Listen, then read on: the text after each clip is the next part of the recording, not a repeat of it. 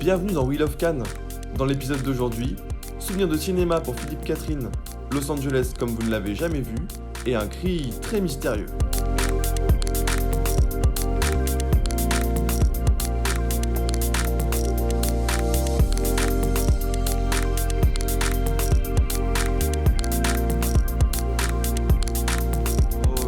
Ça change chaque jour, mais peut-être que là, aujourd'hui, ce serait jour de fête de Jacques Tati, qui passait à la télévision. Je me souviens, c'était pas au cinéma, mais je le regardais avec mon père et je m'apercevais pour la première fois qu'on riait des mêmes choses.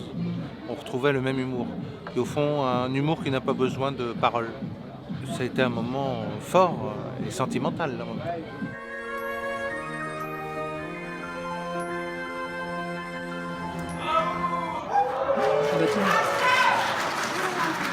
Il y a une vingtaine d'années, j'ai remarqué que tous les soirs à 19h, dans la séance de la salle de Bussy, où on voyait l'un des deux films en compétition, juste entre la fin du générique, vous savez, le fameux Carnaval des animaux de Saint-Saëns, et le début du film qu'on nous présentait, quelqu'un criait Raoul. Et puis un jour, ça s'est arrêté, et je me suis dit qu'il fallait que quelqu'un reprenne. Donc j'ai repris le Raoul il y a 15, 20 ans. Je fais très attention à ce que ce Raoul soit dans un blanc et à ne pas mordre sur le début du générique du film qui est présenté. Il y a des gens qui sifflaient, des gens qui applaudissaient.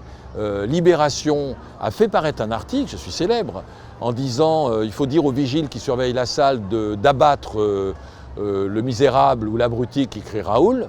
Le Monde m'a défendu en disant que les rituels c'était très beau, donc libérer le monde c'est bien, pour Raoul. Et surtout, ce qui me manque, c'est la véritable origine de Raoul. Le bruit court que Raoul Coutard, le grand chef opérateur de Godard dans la Nouvelle Vague, présentait un film et que quelqu'un, en voyant l'écran, son nom, ou que le point n'était pas fait, que l'écran était flou, peut-être quelqu'un a crié Raoul. Ça, c'est la version cinéphilique.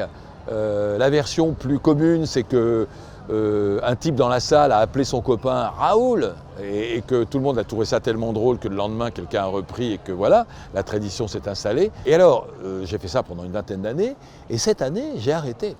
Et je crois que personne n'a repris. J'ai arrêté parce qu'on n'a plus la salle de Bussy à 19h. C'est la fin d'une époque. Peut-être que si on rétablit les séances telles qu'elles étaient auparavant, peut-être que je reprendrai Raoul.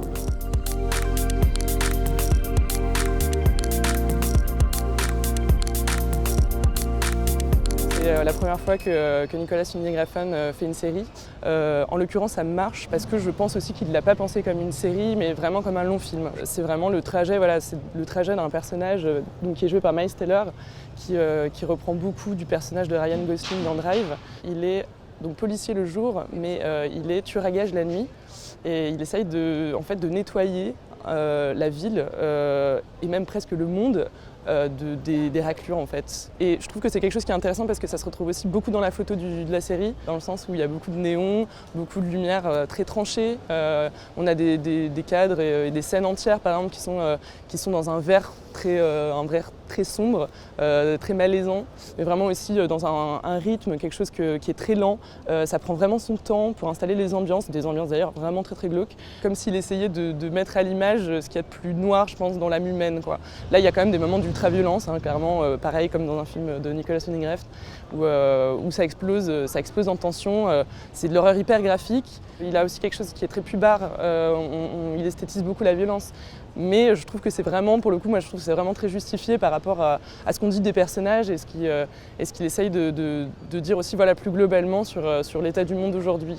Et c'est pas du tout de la poudre aux yeux, je pense qu'il est vraiment en train de créer quelque chose, quoi.